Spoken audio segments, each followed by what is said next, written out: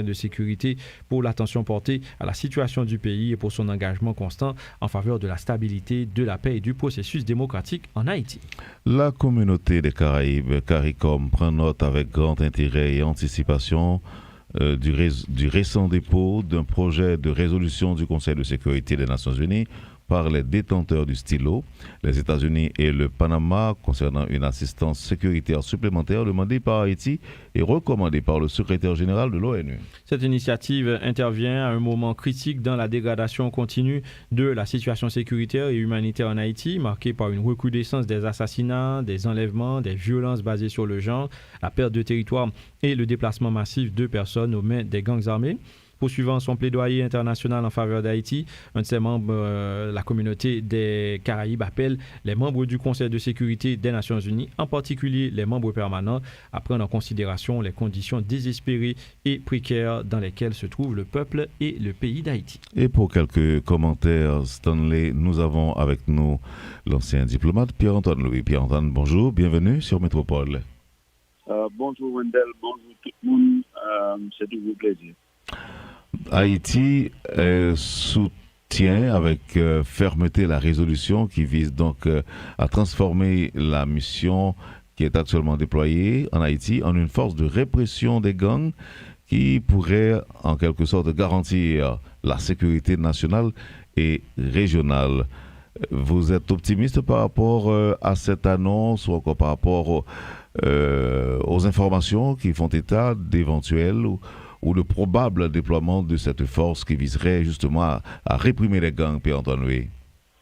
Bon, le point d'achoppement pour la transformation de la mission multinationale d'appui à la sécurité en une mission de répression d'activités et des gangs, des groupes terroristes, dépend du changement de politique de la République populaire de Chine et de la Fédération de Russie au sein du Conseil de sécurité de l'ONU.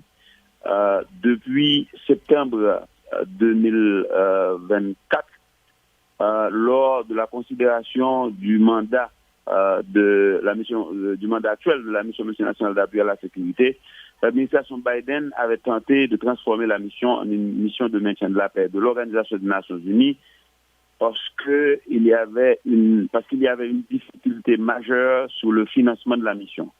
Cette difficulté demeure, c'est pourquoi avant son départ en janvier dernier, l'administration Biden avait tenté encore une fois de transformer la mission en une mission de maintien de la paix. Et une fois de plus, la Russie et la Chine avaient exprimé leur refus catégorique de transformer cette mission, disant que la mission n'avait même pas encore été déployée entièrement et pourquoi on envisageait de la transformer. Et bien entendu, la mission ne fut pas déployée même à hauteur de 50% sur un effectif de 2500, moins de 1000 agents de la mission ont été déployés. Donc voilà, c'est ça la situation. Maintenant, si cette considération majeure dans les jours qui suivent demeure entière, c'est-à-dire s'il n'y a pas eu un changement de comportement, de politique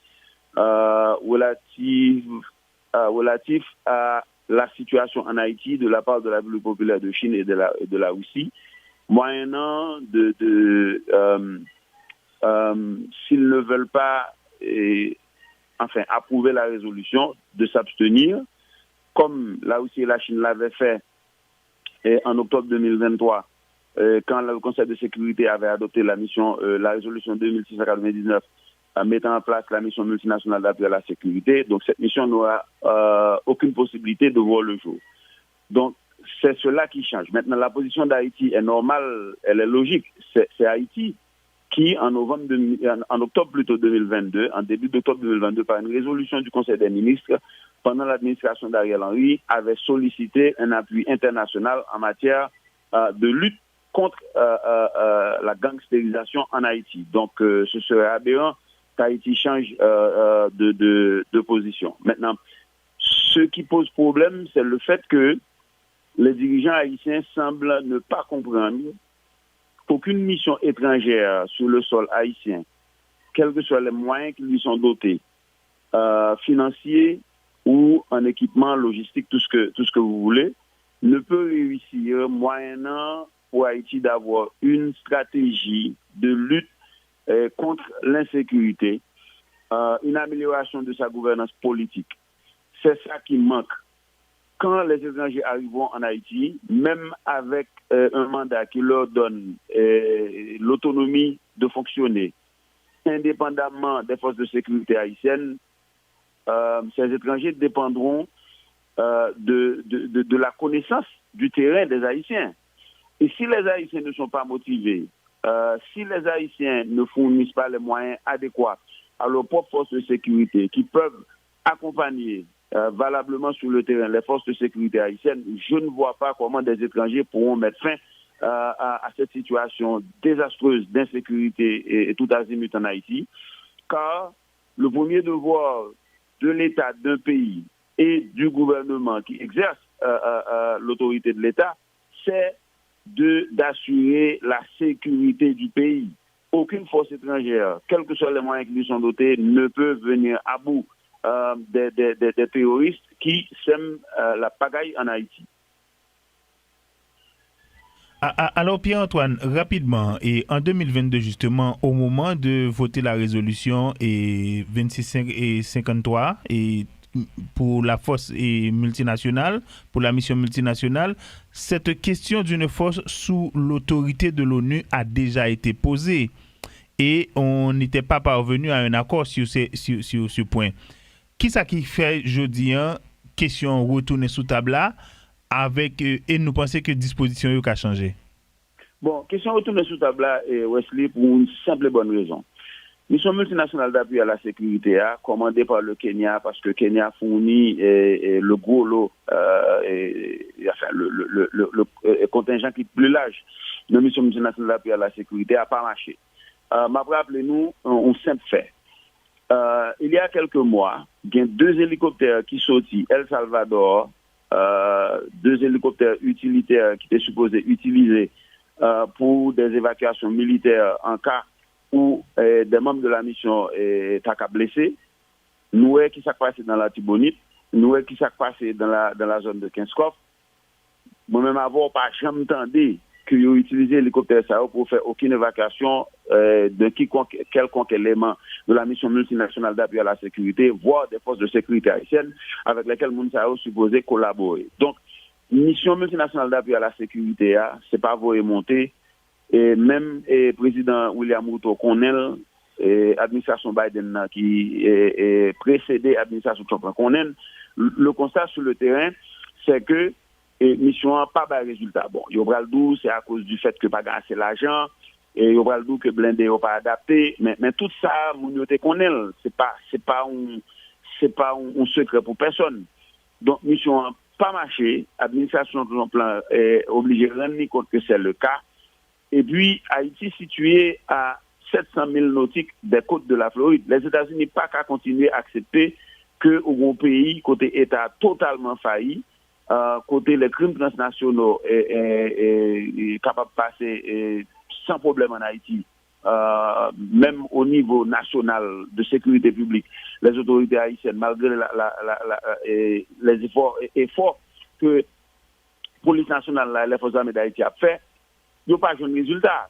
Donc, pour persister dans le même lobby là, c'est diabolique. Donc, c'est de bon ton que la communauté internationale là, à travers une lettre que le secrétaire général des Nations Unies a adressée au Conseil de sécurité depuis février 2025, c'est signalé que tant pis, mission multinationale d'appui à la sécurité n'a pas marché. On regarde qui sont nous capables de jouer nos formules, si nous pas transformer mission, mais côté l'ONU pour avoir un bureau logistique en Haïti, d'appui logistique en Haïti, qui peut permettre mission sinon transformer la mission de maintien de la paix, mais gagner un appui qui permet d'agir de façon plus robuste contre le terrorisme. Maintenant, ça me veut comprendre, c'est que le m'a regardé la résolution 2699 du 2 octobre 2023, mais résolution ça a dit que l'Organisation des Nations Unies supposée fournit un appui logistique à la mission multinationale d'appui à la sécurité, moyennant que l'ONU, qui a géré le fonds fiduciaire, le fonds d'affectation qui fait mission à fonctionner, et l'ONU est capable de un appui logistique, mais l'ONU n'a pas jamais appuyé. Donc, moi, j'en suis surpris que le secrétaire général a demandé pour établir un bureau. Donc, c'est une confusion totale. Et ça me dit que, puis, Haïtien mettait dans la tête que, on dit la Russie et la Chine, soit voter pour transformation de mission en mission de lutte contre le terrorisme, ou bien ils ont abstenu, donc ils quittent mission avancée. C'est pas ça qui parle de résultat. Problème fondamental là, nonobstant sortant des premiers ministres d'hier là, c'est absence de leadership au niveau haïtien. Et ça, pas d'étranger capable de résoudre lui. Oui, et si la Chine et la Russie persistaient dans la position Yoa, l'a démontré tout que le Conseil de sécurité des Nations Unies n'a un problème aussi crucial avec des conséquences humanitaires gravissimes qui passent en Haïti, tellement gangréné par des considérations géopolitiques entre la Russie, la Chine et les États-Unis, que ils sont pas capables d'aider qui vient ou capable d'aider Haïti. Oh, on l'autre problème encore, la Chine gagne avec Haïti. Ils pas deal, mais son problème lié. La Chine et Haïti ont une relation avec la République de Chine, Taïwan. La République populaire de Chine, deuxième économie mondiale, pas d'accord avec ça. Ils n'ont pas dit, mais il y a tant que Haïti font un geste pour Haïti dit, entamer aux négociations pour quitter Taïwan, et je pense que Haïti doit faire ça. Je n'ai pas de problème avec Taïwan, mais je pense que Haïti doit faire ça. C'est dans l'intérêt d'Haïti que Haïti commence à discuter avec la Chine au niveau politique, au niveau de ça, Haïti est capable de joindre la Chine, une formule pour Haïti quitter les relations diplomatiques avec Taïwan pour aller avec la Chine. Je ne pas dit ça, mais le problème, ça existe tout. Merci beaucoup, Pierre-Antoine Louis. Passons bonne journée avec nous. Bonne journée.